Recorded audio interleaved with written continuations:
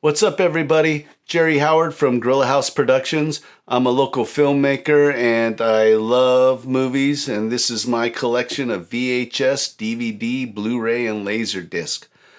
October is upon us. That means Halloween, and every Halloween in Guerrilla House we do 31 horror movies in 31 days. And here are some of our recommendations. Of course, we're gonna watch some classics. You gotta watch some classics. Gotta watch The Night of the Living Dead by Romero. My favorite, American Werewolf in London by John Landis. The Thing by the man John Carpenter. And yes, this is a Laserdisc. And yes, it's Criterion Collection. The original Halloween from John Carpenter. These next 5 films are classics too, but maybe you haven't seen them or you haven't seen them in a while, so I'm recommending these ones.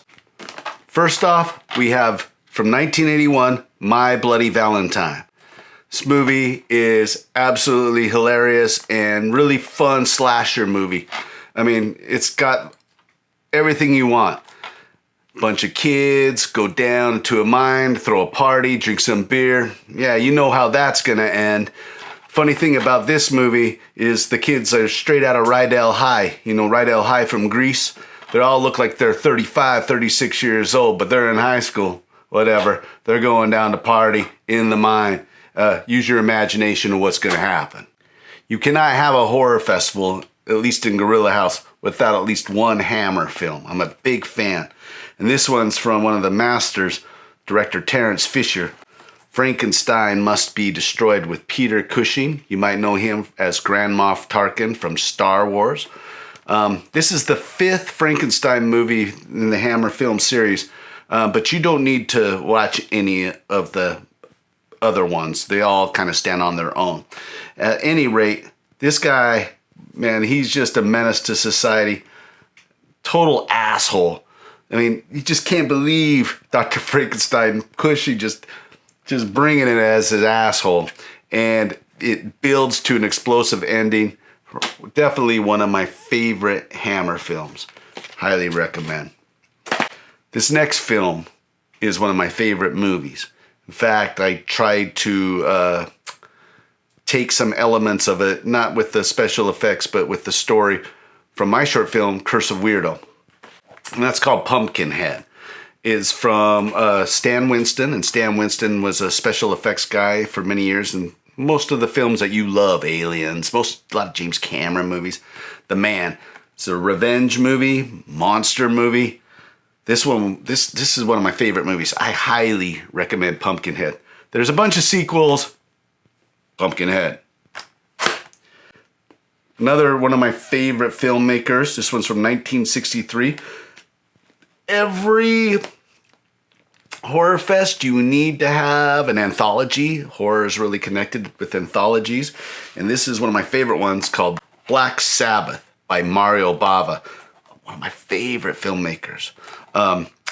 Even more interesting, the host of each of the segments is Boris Karloff from Frankenstein. All the stories are great. I highly recommend. It's good, just atmospheric, really trippy. Black Sabbath, man. And last but not least, we have from 1982, The House on Sorority Row. Man, I love this movie. Another one of those like My Bloody Valentine, where the kids, even though these kids are in college, they get an idea goes wrong, and then, you know, you can use your imagination. This movie is awesome. These next 5 are just random recommendations that are all over the place. I'm going to start off too with the filmmaker I fell in love with after I saw this movie I'm going to talk about at the Seattle International Film Festival. His name is Adrian Garcia Bogliano. In the first film, the one I saw at the festival, it's called Here Comes the Devil. This is a Mexican film, and it is great. The family is on a vacation, stop at the gas station to do gas station things. The 2 kids wander off, and then it becomes Village of the Damned. Kids come back, you know, weird, but kids are already weird, but weirder. Like weird, like, ooh, scary, dark, ooh. And then stuff starts going down. Mom and Dad start saying, what's wrong with Susie and Bobby? Well, you'll find out. Here comes the devil. Really weird if you like David Lynch and stuff like that. It's kind of in that vein. Not quite as crazy, but it's definitely atmospheric and trippy. Highly recommend. Really creepy. Another film he made, and I think this is the hardest type of film to make in the horror genre, and that's a werewolf movie. I've watched most werewolf movies, and there's really only a handful of good ones, and this is one of them. It's got 2 titles, Late Phases or Night of the Lone Wolf. And I really like this movie because this is an American film. This is when he came over to America. It follows a blind Vietnam vet moving into a retirement community, and he's blind, and so it has a little Zatuichi in it. And there's something amiss with the community. People start going down. There's like brutal murders everywhere. And he's not having it. He is a badass. You will love this dude. This movie has a combination of action, suspense, good horror. Really entertaining. Not as trippy as Here Comes the Devil. A little bit more popcorn film. But really highly recommend this one. I watch it almost every year. You have to have a sequel in your horror fest, probably more than one. And when you love a franchise, you watch that movie all the time, like Halloween, Friday the 13th, and you want something different. You want to stay in that world. An underappreciated film that I think a lot of people overlook for a sequel is Psycho 2. And this disc has Psycho 3 and Psycho 4, but I want to focus on Psycho 2. Psycho 2 takes place 22 years after when Bates gets out of the institution.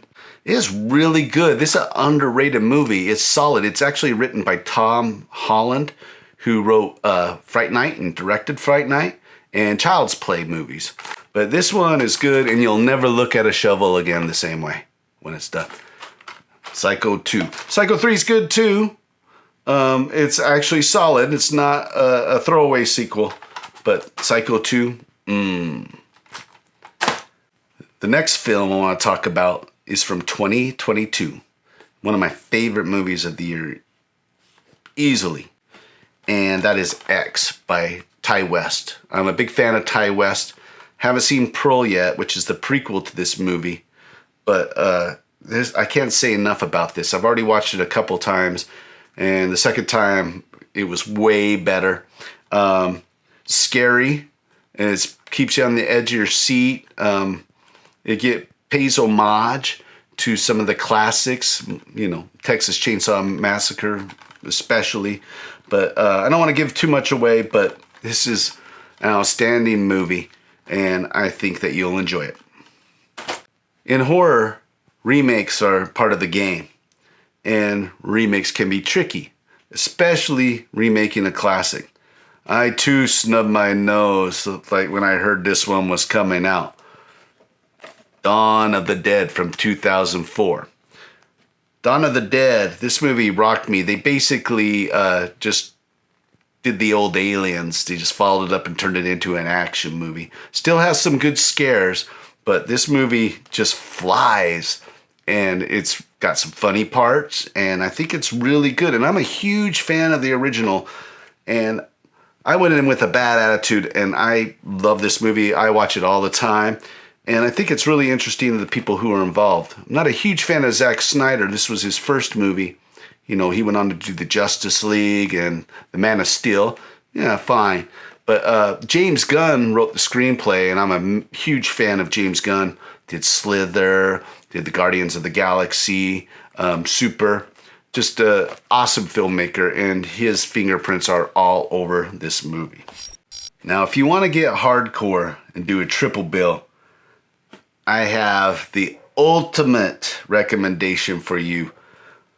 The Tom Atkins triple bill. If you don't know Tom Atkins, he's just a great character actor, but he got to be the lead role in a few movies, back in the day. So we should watch those movies. back to back to back. All right? First one of my all-time favorite horror movies, Halloween 3, Season of the Witch.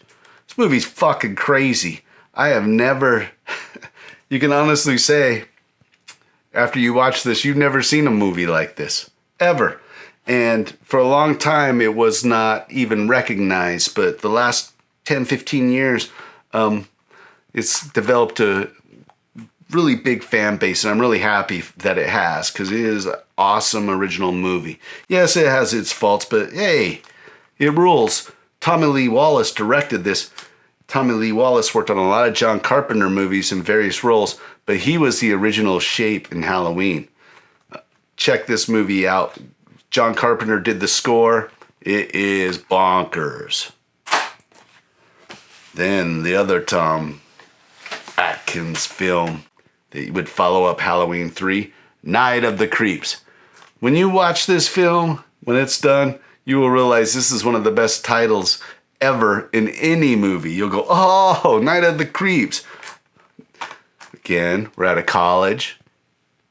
Bunch of dumbasses hanging out. Things start going on. But little bit stuff comes from outer space. It's really funny. Night of the Creeps. You gotta watch Night of the Creeps. Tom Atkins, baby. To conclude the Tom Atkins triple bill, you have the John Carpenter classic, The Fog. He is a badass in this movie. You just can't help it. He's driving, picking up hitchhikers, drinking Budweiser while he's driving, having good times, fighting fog. If you haven't seen The Fog, well, you need to change that immediately. This is one of my favorite Carpenter movies. I love it. It's fairly atmospheric. It's kind of scary, just super fun. Good old tale. Those are the Guerrilla House recommendations, and we all hope you have a happy Halloween.